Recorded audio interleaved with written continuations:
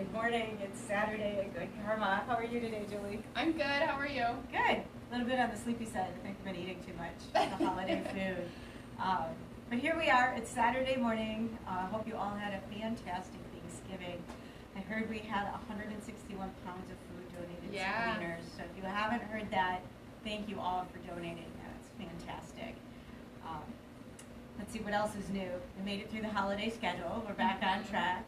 The Black Friday sales go all the way through to Christmas, so don't panic. You didn't miss anything. They're still there and they're still online, so feel free to get them when it's convenient for you. We talked about working into some warrior postures today as our next step in our lobby lessons.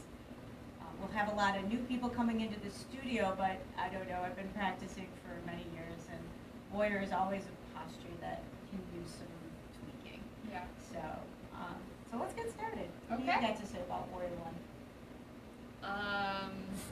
Not a whole lot till we start getting into it. All right, let's get into it then.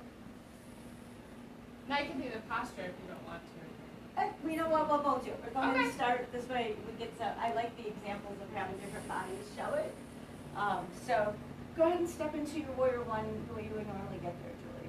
Normally I would come from down dog, and then I step forward, pivot my back foot at a 45-degree angle. And actually this is kind of nice. My mat has the same sort of diagonal line, so I usually match it up to that.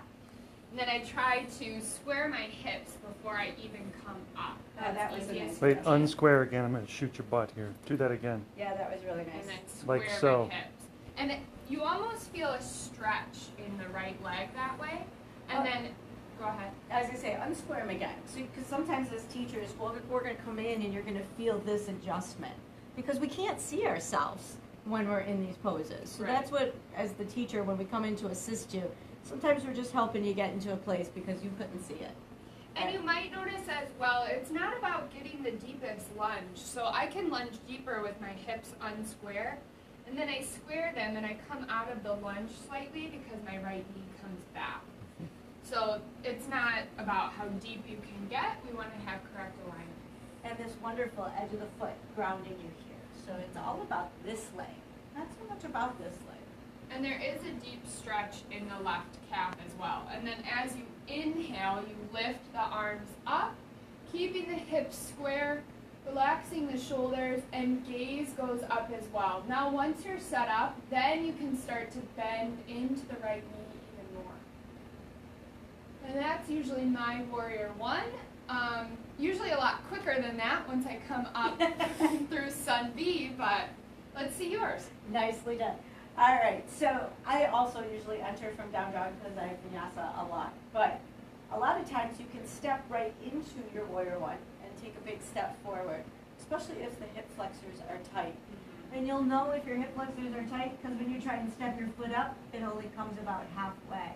So you can either pick your foot up and put it where you want it, or you can come up out of your down dog and step your foot forward. And then we want to keep that back foot grounded. So don't worry about the bend in the knee right away. You can keep the hips square and then take your Tadasana arms. And then using the power of your back leg, then you can lunge into your front knee. And then you might need to find that bigger space by scooching your toes forward. So that way, if you're newer to the practice, it's a lot easier to come into the posture. Or if you're having low back issues or pain in the hips, this is a nice way. This is an okay warrior one. Don't think that you have to be all the way here to say, wow, I rock that warrior one. So, warrior one. What about you, Brad? Do it on the other side. Yeah, do it on the other side. Well, that's kind of my joke in class. My right thigh is a whole inch bigger than my left because I always demonstrate on the left, or on the right. And then I walk away from the left, which over the last year I've been working on it. Trying to get the left as strong as the other. And you still want to make sure that you have space in your spine. You're not compressing into the low back just to get a deeper lunge. Right. So if you start overarching in the spine, yeah, that's going to hurt your low back. So you want to be able to sink deep, keep the belly engaged, keep the mula bandha, everything lifting up to get the up. And I like to think about creating space on the inhale between the top of my hip bones and my bottom ribs, and that helps me usually lengthen instead of back bend. Oh, and one last little tweak on the warrior ones. Let me do it on the left side. So sometimes the hips won't square because of a low back issue or a tightness in the front of your psoas or the front hip flexor. And these tightnesses, if it is an actual knot in the muscle, forcing that is going to cause the knot to tighten and can begin to actually tear your muscles. So you don't want to force this to happen. You want to back off so those muscles can relax. So if you can't get the hips square, you can always take your foot out a little wider to give yourself space to move into. So there's a big space between my feet instead of trying to line up the heels. And that's true with almost any posture if you have low back tightness or front of the thigh tightness.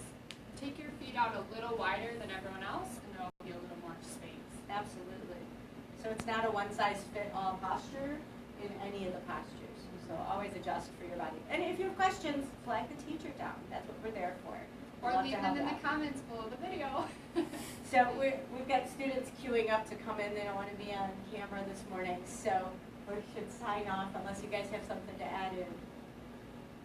I think we're good. Excellent. We're good.